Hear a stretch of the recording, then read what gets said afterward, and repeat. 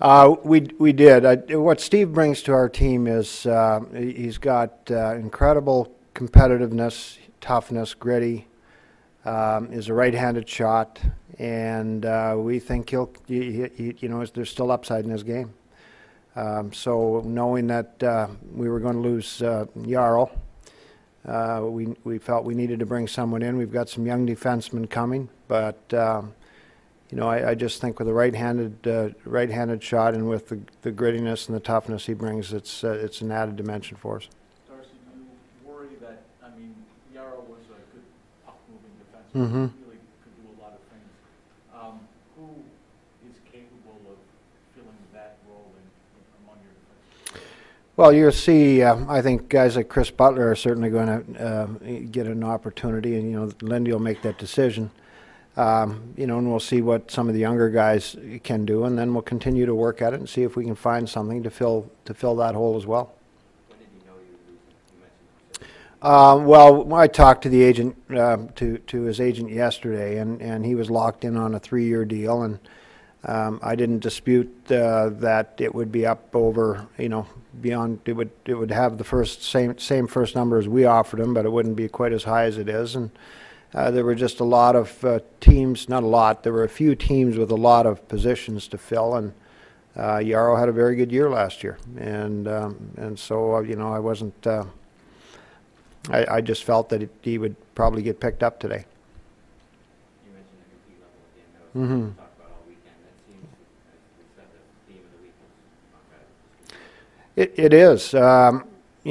We need to get more compete with our team, and I think the just the grittiness and the toughness that he brings, and the character that he brings is a good ingredient to have in that room, and I think his teammates will appreciate him and appreciate what he brings.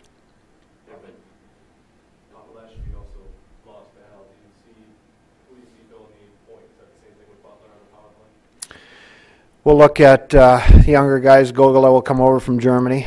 Timmy Kennedy, Gerby, players like that. And then we'll, as I said, I'll go back upstairs and we'll keep working the phones and see if there's something there. I also think that after the free agency passes, that teams will start to look at the trade route to help their teams as well. So I think this is something that it is a process and will continue for a few weeks.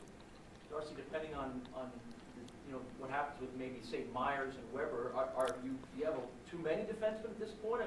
Are the numbers starting to get to the point where you may have more decisions to have to make depending on whether those guys make the team or not?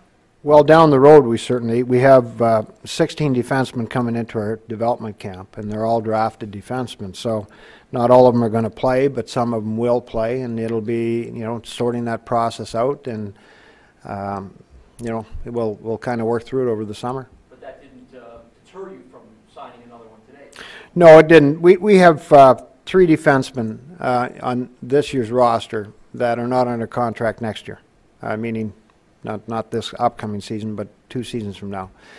So we're going to lose, some of those guys. I don't know if we'll lose everyone. I don't know if we'll lose, who we'll lose. But I think, in this case, Montador overlaps another year, and I think that's a benefit and something we needed to look at as well. We've seen a lot of teams, as we talked about the last few weeks, that have gotten caught with long-term contracts that they're trying to get rid of. But yet today it hasn't stopped. There's still been quite a few long-term contracts.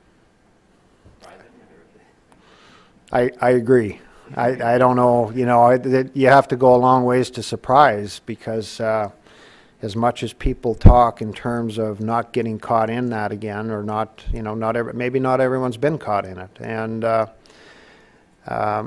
some of the contracts, one big contract did move yesterday. So it's tough to know. But I think, John, what you're going to see, there will be big market clubs that will in fact burn money, and by burning money I mean, buyout contracts, or or send the player to the minors in some cases, and deal with it that way. Would that in any way be an option for you guys? No, burning money is not an option, and it's not one I would want to be a part of either. Yep. Okay. Looking at your moves in the draft, obviously you're trying to build a team that has some more physicality. If you look post-lockout, there's probably no team in the league better suited for what they call the new NHL Yeah. than this team. And yet, do you think it's a fair observation to say that the league kind of engineered a more physical style of play back into the game, and did they kind of fail to perhaps follow through on what you guys may have seen as a legitimate commitment to develop a certain style of play, and now they kind of left you guys maybe behind the eight ball and just a new tool? Well, I think that it certainly has gotten more physical. The game has. It's moved back to the bigger players. Not completely back, but it's drifted that direction. I think it probably will continue to be, move in that area. I think it's just something you have to monitor on a yearly basis. It's we talk when we're drafting players in terms of what will the league look like 3 or 4 years down the road, and that's an impossible thing to judge. And so you try and take some middle ground with players. But certainly we looked at the prospects we have coming in this year's draft and made a conscious effort to make sure that we find NHL players on one hand, but on the other hand, let's bring some size back in to complement the smaller skilled players that we do already have in the organization.